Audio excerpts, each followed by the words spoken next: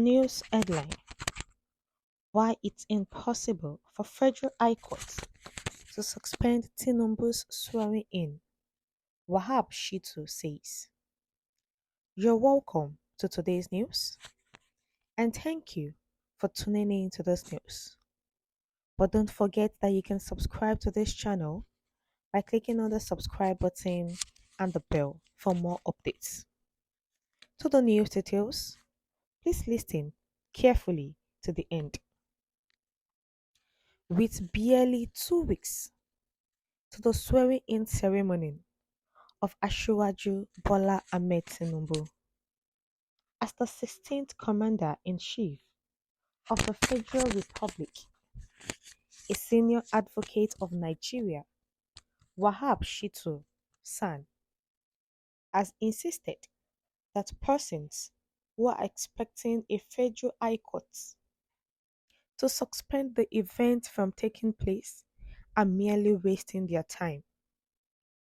Recall that on Friday, May 12, 2023, a group of residents in Abuja filed a lawsuit at a Federal High Court in the FCT seeking to suspend the swearing-in ceremony of the President-elect, Asiwaju Bola Ahmed Tinubu. According to a report, the suit is also asking the courts to interpret the constitutional requirements of a candidate securing at least 25% of the total vote cast in the FCT to be declared president. However, while appearing in an interview on TV 360 a few hours ago, Shito described the lawsuits as a gross abuse of court processes. According to the senior advocate, a Federal High Court can't rule on a matter that is already part of the litigation process at the Election Petitions Tribunal. He said, and I quote, "This suit is a gross abuse of court processes. I am saying this for the following reasons.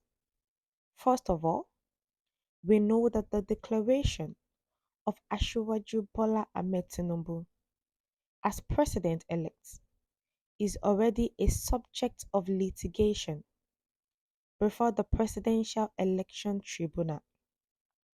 As such, if there is any court of competent jurisdiction that can make an order to restrain the Chief Justice of Nigeria, CJN, from swearing Tinubu in, it's the Election Petitions Tribunal, not the Federal High Court.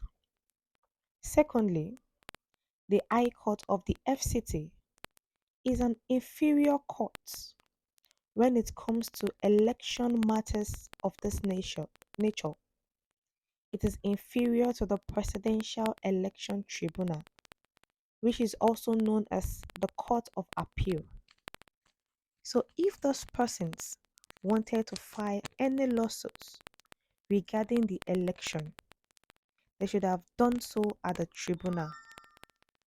But even that cannot be possible because those people are not candidates, neither are they representatives of a political party. So this is why I said the lawsuit is a gross abuse of court processes. The reason why Asiwaju Bola Ahmed Tinubu's swearing in cannot be suspended or cannot be cancelled is just based on the fact that we have to follow the due process. That we cannot actually determine whether he will be suspended or withdrawn from the presidency as long as he has been declared the winner of the election. He needs to be sworn in. The petitions can still continue in courts, but it does not mean. And he also talked about those 5 residents in FCT who wrote petitions, who filed a lawsuit at the Federal High Court in the FCT.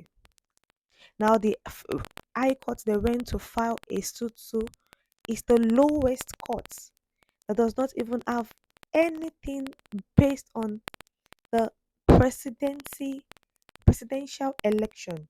They don't have a say.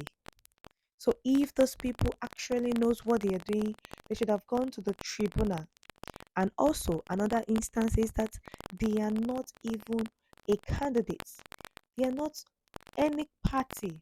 They just came out from anywhere and said they want to file a suit to not allow the president-elect to be sworn in this generation that we are, in this country that we are. Although they want to know, they want Nigerians to know the meaning of the 25% vote, but it was not done appropriately. It is totally a gross abuse of court processes, which cannot be denied. Tinubus will be sworn in, nobody will disrupt that. But the election processes, the petitions can still continue in the tribunal as long as it continues. But as the constitution says, anyone that has been declared needs to be sworn in. The seat does not need to be vacant. And those processes in which those 5 residents are taking is totally a gross abuse. It is something that can turn the nation into what is not supposed to. We have come to the end of the news. Thank you for tuning in to the end. What's your perspective concerning this? Please share your comments in the comment section. Thank you.